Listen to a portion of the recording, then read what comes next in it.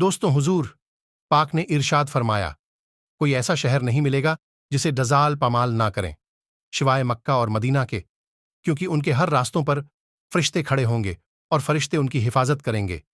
حضور پاک نے فرمایا، مدینہ کی سرزمین 3 بار کانپے گی، جس سے اس سرزمین سے اللہ تعالیٰ ایک ایک کافر و منافق کو اس پاک زمین سے باہر کر دے گا۔ یہ وقت حضرت عثمان سے روایت ہے، حضور پاک نے ارشاد فرمایا، جس شخص کی موت اس حال میں ہو کہ اسے اس بات کا یقین ہو کہ اللہ تعالیٰ کے سوا کوئی عبادت کے لائق نہیں، تو وہ شخص جنت میں جائے گا جسے اس بات کا یقین ہوگا۔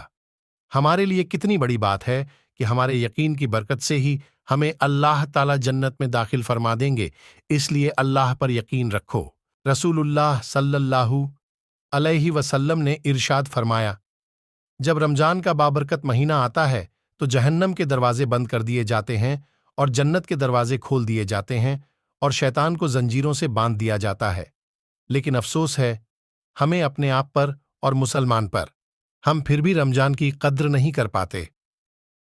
ہم یہ جانتے ہیں یہ مہینہ خاص ہے، پھر بھی ہم اس کی قدر نہیں کر پاتے۔ حضور پاک صلی اللہ علیہ وسلم نے کہا، عورتوں کے بارے میں میری وصیت کا ہمیشہ خیال رکھنا، کیونکہ عورت پسلی سے پیدا کی گئی ہے اور پسلی میں بھی سب سے ٹیڑھا حصہ اوپر کا حصہ ہوتا ہے۔ اگر کوئی شخص اسے سیدھا کرنے کی کوشش کرے تو انجام کار توڑ کے رہے گا، اور اگر اسے یوں ہی چھوڑ دیا تو ہمیشہ ٹیڑھی رہ جائے گی۔ بس عورتوں کے بارے میں میری وصیت مانو، عورتوں کے ساتھ اچھا سلوک کرو۔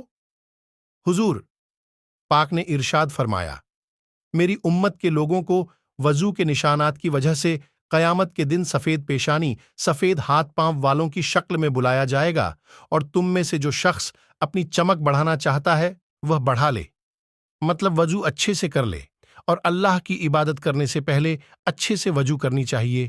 اس وضو حضور پاک صلی اللہ علیہ وسلم کا فرمان ہے کہ اللہ تعالیٰ نے زمین اور آسمان بنانے سے 50,000 سال پہلے تقدیر لکھ دی تھی۔ اللہ تعالیٰ نے اس دنیا کو حضور پاک کے صدقے میں بنایا۔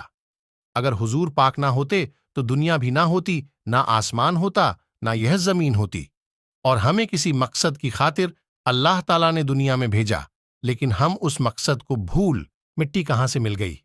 اور بیٹے نے جواب دیا کہ بابا جان سارے دن ماں کے پیروں کے پیچھے پیچھے دوڑتا پھرتا رہا، اور جہاں ماں پیر رکھتی تھیں وہاں سے میں مٹی اٹھاتا رہا۔ یہ وہی مٹی ہے جس کی آپ تلاش کر رہے ہیں۔ یہ جنت کی مٹی ہے، کیونکہ ماں کے پاؤں کے نیچے جنت ہے۔ یہ حضور پاک کا